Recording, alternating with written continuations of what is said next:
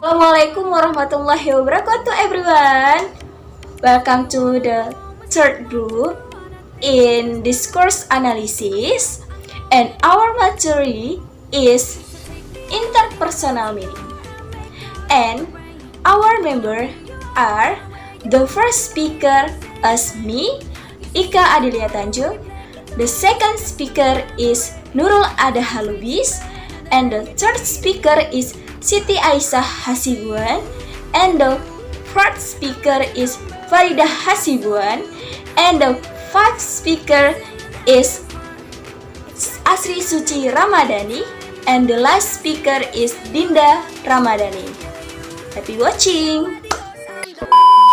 I'm Ika Adelia Tanjung. As the first speaker, I will explain about the definition of interpersonal meaning.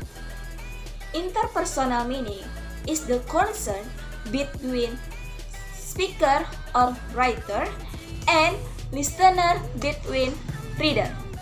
It is function to enabling of exchanging ruler in rhetorical direction, statement, or words, question, and comments. Hello everyone, back to the second speaker is Nurul Ada Halubis. See you! Assalamualaikum warahmatullahi wabarakatuh. Hello, my name is Nurul Ada Halubis. I'm from TBI 2 7th semester. Here I want to explain about speech aids. The first one, I want to explain about definition of speech aids. A speech aid is a minimal functional unit in human communication. Just a word is the smallest free form found in language, and a morpheme is the smallest unit of language that carries information about meaning. The basic unit's communication is a speech aid, or the speech of refusal. A speech aid theory is a theory where the effect of an utterance is analyzed in relationship to the speaker and listener behavior. One explanation is the meaning of speech aid. According to Austin's theory 2062, what we say has the kinds of meaning. The first is lectionary meaning. The second is illusory meaning. And the third is perlocutionary meaning. The third explanation is types of speech aids. The first type is excitative. Speakers assert a profession to be true using verbs such as affirms, believe, conclude, deny, reward. Example is the sun is shining. Amy affirms the meaning sun is shining. Second is directives. Speaker tries to make the hearer do something, ask back, challenge, comment, dare, invite, and incite. Example is, could you pass me the salt, please? Amy asked Peter to pass her the salt. The third is commissive.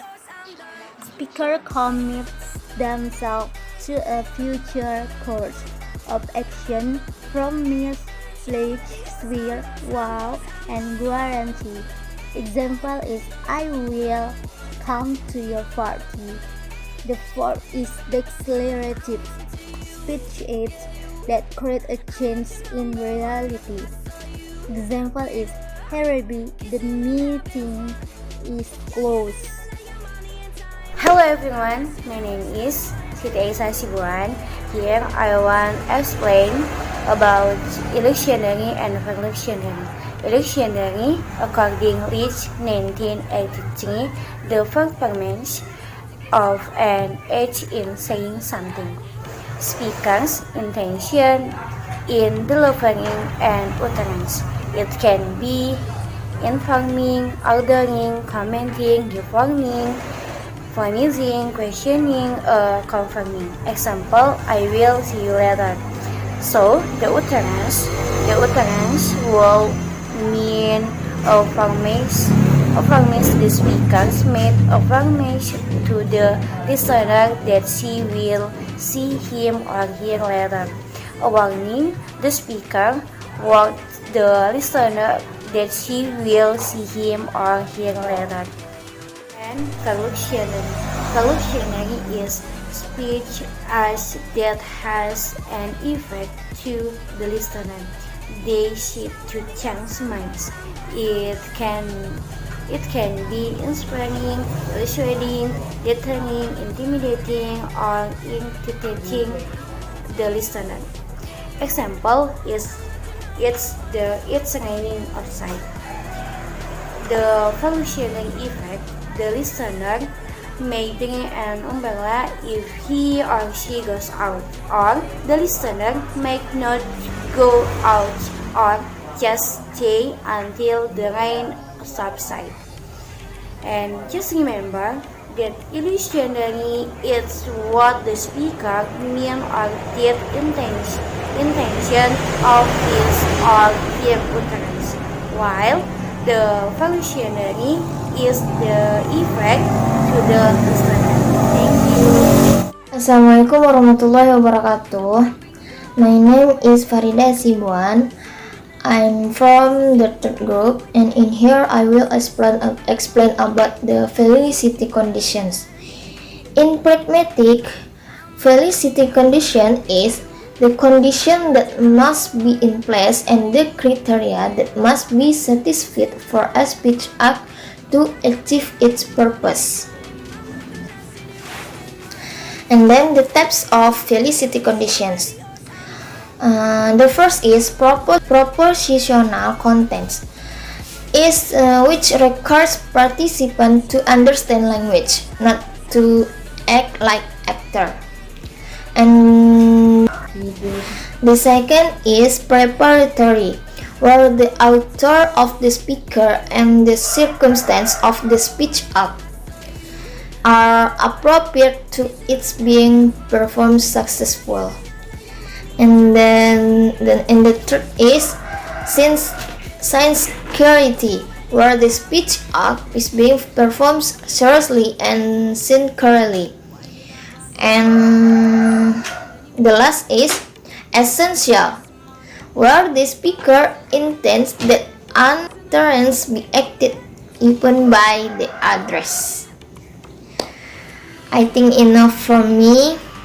Thank you for your attention, and Assalamualaikum warahmatullahi wabarakatuh.